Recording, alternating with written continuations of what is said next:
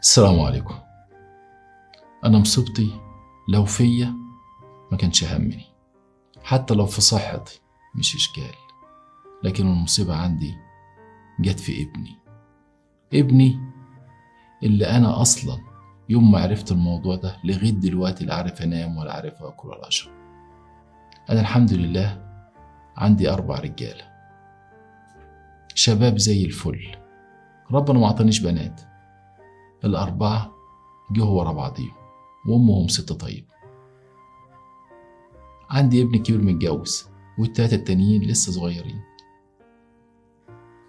فوجئت إن ابني اللي قبل الأخير ليه حركات غريبة، مشيته غريب، تصرفاته مع أخواته غريب، حتى صوته متغير عن إخواته. قلت مش إشكال، البطن جلاب، مفيش مشكلة، لو على الماشية تتعدل، لو على الطري شوية يلعب جيم. المشكلة إن الواد ملوش حل، ما بيحبش يلعب مع أخواته، عايز دايما يلعب مع البنات. أنا لو كنت خلفتي بنات كنت أقول عشان متربي في وسط البنات فمستنبت شوية كده، متنسون شوية، لكن المشكلة أخواته كلهم رجالة وزي الفل، رجالة رجالة. طب اشمعنى ابن ده متنسون، يقعد يعمل في حواجبه، يقعد يبص على نفسه في المراية، يقعد يرقص. أنا عارف المشكلة بتاعت الأستاذ هشام سليم، فنان الله يرحمه مع ابنه، بس أنا مش زي الأستاذ هشام سليم. أستاذ هشام سليم طلع في التلفزيون واتكلم عن معاناة ابنه، وإنه وافق إن ابنه يعمل عملية ويتحول، لكن أنا ما أقدرش أطلع وأتكلم في حاجة زي كده. أقول إيه؟ أقول مخلف ولد عايز يبقى بنت، مخلف راجل عايز يبقى مرة. الواد وفاجئ إنه في دولابه لما لقيته كده مش على بعضيه، وأمه بتقول لي الواد ماله متنسون كده. الواد بيمشي مشيته مشية الستات، كلامه كلام ستات، ضحكته ضحك الستات، حتى في نومته نومه مش حلو.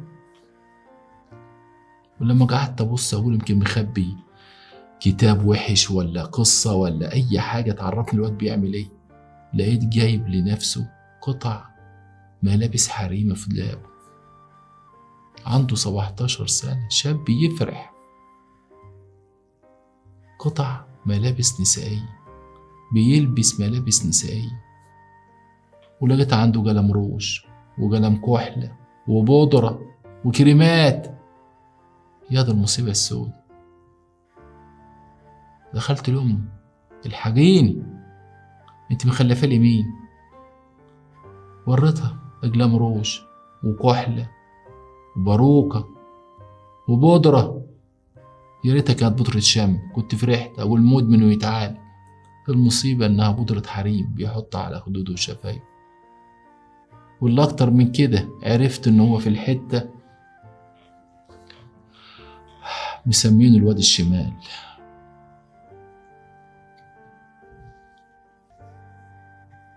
أمه كانت بطولته، وكلمت أخوه الكبير يقول لي يا أبويا طب هنعمل إيه في المصيبة دي؟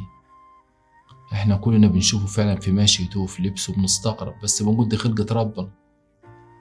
قعدت مع ابني، خد يا حبيبي تعالى، مالك يا واد؟ مالك؟ مالي يا بابا؟ دوست فيه جامد، عيط وتوت تعال نخرج. خدته ومشينا. مالك يا حبيبي؟ مالك يا ابني؟ أنا شفت حاجات في دولابك يا ابني كذا وكذا وكذا. قال لي أنا مش عايز أكون ولد. مش عايز تكون ولد؟ أنت راجل. لا يا بابا أنا مش عايز أكون راجل، أنا قريت كتير وعايز أعمل العملية. عملية إيه يا واد؟ عملية إن أنا يا بابا أغير. أنا شكلي ولد لكن أنا من جوايا مش حاسس بكده. أنا عايز أكون ست، أكون بنت، هو ده اللي أنا بحس بيه بنفسي. وفوجئت فعلا إن هو فعلا بيتحرش بالرجال، فعلا مش حاسس نفسه إنه راجل، حاسس نفسه انه واحدة ست، انه بنت، والمصيبة انه بنت في مرحلة مراهقة. ايه ده؟ اروح اقول يا مين؟ احكي لمين؟ اقول لمين؟ طب في الاول اهو بيقول لك واد متنسون، واد متنسون امرها سهل، واد طريق امرها سهل، واد ملعوب في اساسه عفوا كلمة سهلة. لكن المصيبة لما يحول، انتوا عارفين لو بنت ويحول لولد انا كنت فرحت، مش عيب، خلاص كان عندي بنت وبقى ولد، انا خلفتي كلها رجال، حتى النسوان والبنات اللي بجيبها رجال. المصيبة انه هو جاي ولد، جاي راجل، وما حسناش بده كله، كنا بنعيب على مشيته ونضحك عليه، يا واد استرجل شوية كذا كذا.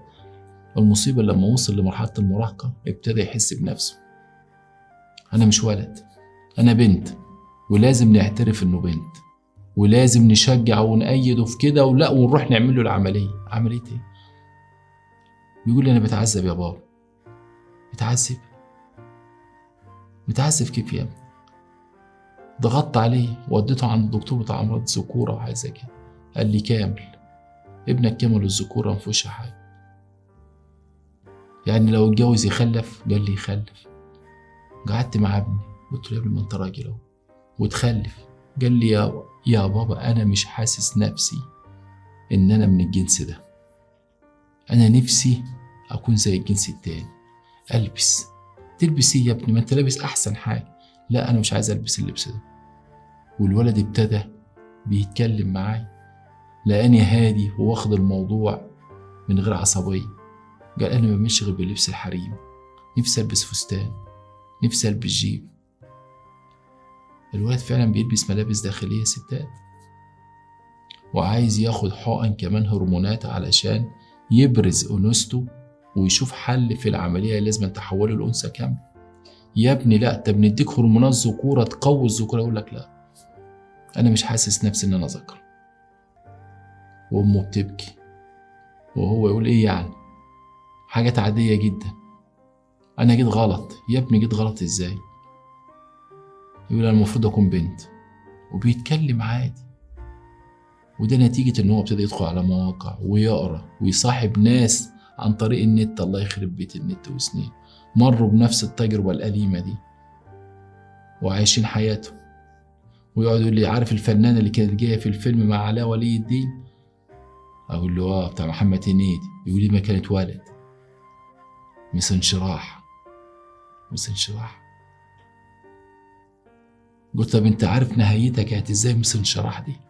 الفنان ده او الفنانة دي انت عارف نهايته ازاي؟ عرفت في المنطقة اللي كان عايشة فيها الناس كان بيقولوا له ايه؟ انت عارف انه كانوا بيضربوه في الشارع؟ انت عارف ان هي ماتت بأمراض نفسية نتيجة المعاملة اللي كانت بتلاقيها من الناس ومن قرايبها؟ وفعلا مس انشراح ماتت موتة بشعة جدا نتيجة انه الكل كان بيتنمر عليها، الكل كان بيتهجم عليها، لانها حولت من راجل لمس انشراح لست. والنتيجة ايه؟ ماتت في عز شبابها. نتيجة ايه؟ الحالة النفسية والتنمر عليها من اقرب الناس ليها لكل المجتمع. حتى اللي كانوا بيمثلوا معاها كانوا بيتنمروا عليها كونها انها كانت ولد وحول الست. وحكت له نماذج كتير حكتها له، بما فيهم موضوع ابن او بنت هشام سليم. وقلت له اديك شايف الولد ولا البنت؟ محدش عارف. يوم وفاة ابوه كان عارف يواجه المجتمع. شفت الناس كانوا بيتكلموا عنه ازاي؟ شفت السوشيال ميديا كانت مبهدلاه ازاي؟ الولد مش عارف يعيش وبره على طول لانه ملوش مكان في مجتمعنا الشرقي. يقول لي انت عايز ايه يا بابا؟ انا اموت نفسي؟ اقول له بعد الشر عليك يا حبيبي، الواد بيتعذب من جواه وانا خايف. اصلا انا رحت عملته عمليه. انا مش متخيل ان يبقى عندي بنت وعروسه ويلبس لي ويتمكيج لي ويحط لي بودره واحمر واخضر ويجي لي واحد عشان يتجوز. مش متخيل ده يا جماعه. والواد يقول لي ليه يا ابو انت عايز تفرح؟ عايز افرح. اجوزك يا ابني؟ يقول لي لا انا عايز راجل يجي يتجوزني. اقول له يا ابني ما تكلمنيش كده يا ابني، الصراحه ما بكونش بالشكل، انت بتوجعني. يقول لي ما انتوا لازم تعترفوا ان ده شيء عادي، ده مرض يتعالج عادي. يتعالج ان انا اعمل العمليه. اقول له طب ما يتعالج ونشوف لك هرمونات ذكور. يقول لي لا، هموت نفسي.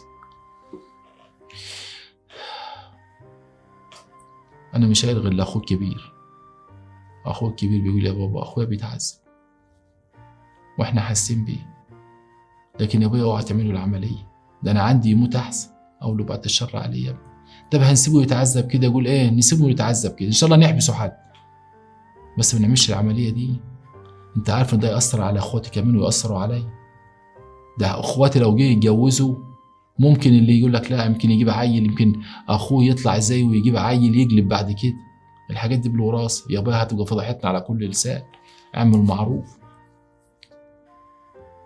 قلت في نفسي يا ريتني كنت عالجته من صغره. الواد ده من صغره كده يحب يلعب مع البنات، يحب يمشي مشية البنات، يحب يمسك شنطة حريمي في ايده من صغره. كان كل اخواته يلعبوا عسكر وحرامية، هو كان يلعب بالعروسة. كل ما يقول علي واد هادي، تريت هداوة البنات. اقول له مش عايز تروح تركب الحصان؟ يقول لي لا انا عايز عروسة. عروسة؟ عروسة يا واد، ده العروسة بتاع البنات، انا عايز العب مع العروسة. كان يقعد مع البنات يلعب معاهم، ما يصاحبش. ده من صغره، من صغره كده. يعني كل ما اكلم في الحالات المشابهه اللي زي كده في التلفزيون يتكلموا، يقول لك اصل هو الولد ده طلع في وسط اخواته البنات، اخواته البنات اثروا عليه. انا ما عنديش بنات خالص، يبقى اثر عليه منين؟ شاف بنات منين؟ عاش في وسط بنات منين؟ وفي غير امه؟ هو طالع كده رغم ان كل اعضائه مكتمله، والدكتور قال لي ما فيهوش اي مشكله.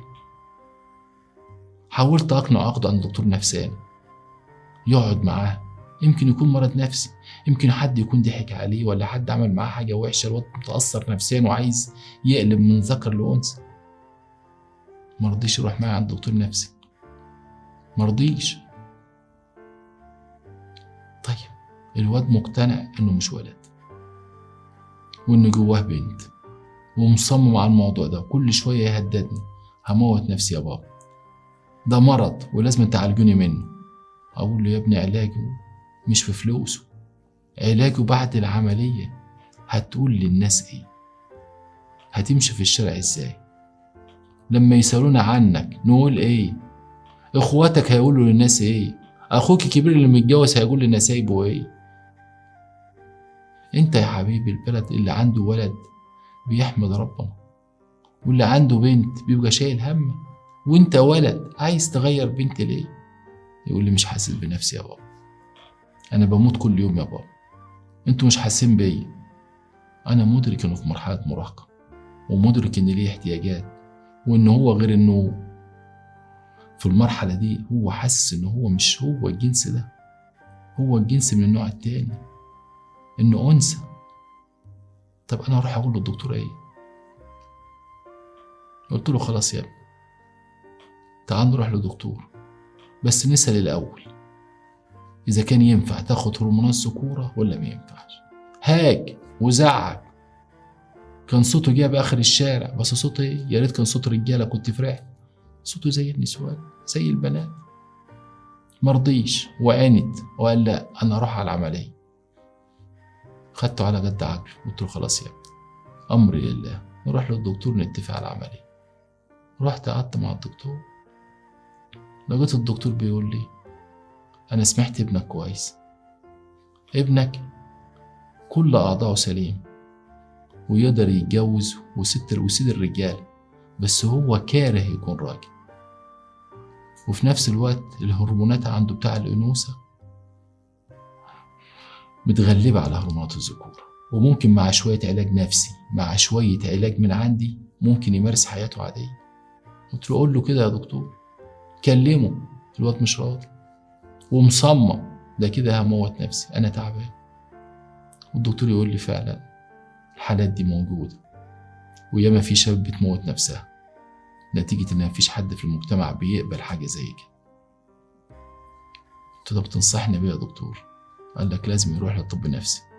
طب انا مش قادر على الدكتور النفسي، مش قادر اوديه، الواد مش مطوعني ومش مساعدني، الحاجة الوحيدة اللي بيتكلم فيها أعمل العملية.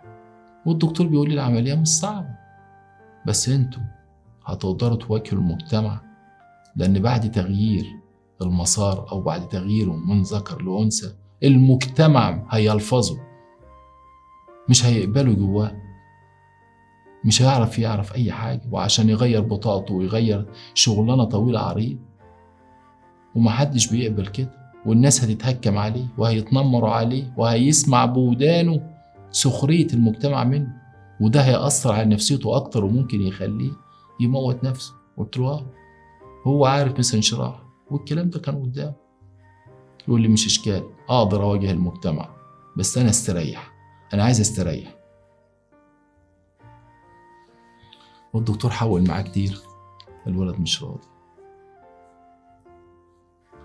بقى الولد دلوقتي هو اللي بيعاني ولا أنا اللي بعاني؟ مش عارف أعمل إيه. الدكتور قال لي لو كنت جبته بدري شوية كان سهل، لو كنت جبته في 12 13 14، لأن الحاجات دي باينة عليه بدري. والحاجة الغريبة إن إخواته كلهم مشعرين، شعر في صدرهم وفي إيديهم وفي رجليهم. الولد ده الوحيد ما طلعلوش لا دقن ولا شنب ولا شعرة في إيده ولا شعرة في رجله. وده اللي بيخليني بشك يا دكتور، ده حتى مش زي إخواته، ده إخواته شعر صدرهم طالع من القميص، الواد عامل كده ليه؟ يقول لي فيه اضطرابات هرمونات، وده شيء علمي، عنده اضطراب هرمونات، هرموناته مش متظبطة. طب ما تظبطها يا دكتور. الواد يقول لي ظبطها على اني بنت مش ولد، انا من اي علاج هتدوه لي هقراه، واذا ما اقتنعتش بيه مش هاخده. والدكتور يقول له طب انت ليه كاره ان انت تكون ولد؟ يقول لي مش حاسس ان انا ولد. يا ابني اعضائك كلها سليم وتقدر تتجوز من بكره. يقول ماشي، بس انا هلمس مين؟ المس بنت؟ قلت له ما تلمس بنت. قال لا، انا عايز ولد. كسفت، حطيت راسي في الارض. والدكتور بيبص له بيقول لي عادي يا حاج، عادي، اللي بيقوله ده طبيا وعلميا صح، ميوله كلها مع الرجال. وبعد كده قال لي طب استناه بره. طلع الولد بره وقعدت مع الدكتور. قال لي خلي بالك، الولد ده لو ما تلحقش هيبقى عنده نظام اللي هو الشذوذ، انه يمارس مع الرجال، ودي مصيبه تاني، هيبقى العار عرين. طب تنصحنا بقى يا دكتور، قول لنا نعمل ايه؟ الدكتور بيقول لازم يتعرض على الطب النفسي. طب انا مش قادر اعمل، وفي نفس الوقت خايف عن طريق المواقع القذرة والحاجات دي، يتعلم يشوف رجالة بيمارسوا معاه رجالة وهو نفسه يكون واحدة ست. شفتوا الحكاية المستخبية لو كانت متعلقة بالواحد نفسه كانت تبقى هينة ازاي؟ المشكلة انها متعلقة بأعز واحد عندي، ابني اللي كنت بقول الهدوء والطيبة، طلعت هدوء مش هدوء الذكور، هدوء الإناث. ازاي ما خدتش بالي من صغره ان هو بيميلش للأولاد وبيميل للبنات وبيلعب بالعروسة؟ لما كنت اجيب له المسدس ولا البندقية في العيد كان يرميها، ولا ما بحبش العب بالحاجات دي، يحب يلعب دايما بالعروسة والعريس. الحصان في المولد ما كانش يرضى، الحصان عايز عروسة. ازاي ما خدتش بالي من حاجة زي كده؟ يمكن عشان حاجة غريبة، ومفيش حد في العيلة كده، ومش عارف اعمل ايه ومش عارف اسوي ايه، وخايف اعمل له العملية مش هقدر اواجه المجتمع. الفنانين بيسفروا ولادهم بره وعايشين حياتهم، لكن انا هعيش ازاي في المنطقة؟ اخواته هيقولوا ايه؟ نهاريها اخواته كلهم هيقولوا لولادي كلكم ملعون في اساسكم، مش شايف اخوك اهو؟ وهيجي يتجوزوا يقولوا لا يا عم عشان يخلفونا عيال زي اخوهم ده. طب اعمل ايه يا جماعه؟ والله لا بننام لا انا ولا امه، والواد بيتعذب وانا مش عارف اعمل ايه، ورافض تماما يروح للطب النفسي. قلت احكي لكم حكايه المستخبيه، يمكن لما احكيها حد يقول لي ان في تجربه مرت عند حد ولا سمع عنها نقدر نستفيد منها. لان فعلا والله حزين على ابني، حزين على شاب كان فرحه وطول بعرض مرة واحدة عايز يبقى بنت. شفتوا الحكاية دي يا جماعة؟ تعصر القلب وتموت الواحد. حزن على ابني، حزن على مستقبله، حزن على نظرة المجتمع، حزن على اللي هيجي في المستقبل، وحزن على اخواته، وحزن على امه اللي بتتقهر كل يوم وهي شايفاه.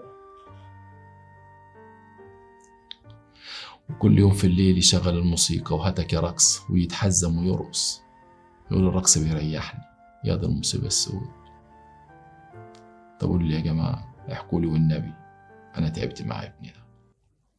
سمعنا قصة أستاذ زاهر وشفنا المعاناة اللي حاسس بيها مع ابنه، وإن القصة دي أو الحكاية المستخبية دي متتعلقش بشخص معين، ده متعلقة بأقرب الشخص ليه، ابنه. هتأثر عليه هو شخصيا وعلى ابنه وعلى أمه وعلى أخواته التانيين.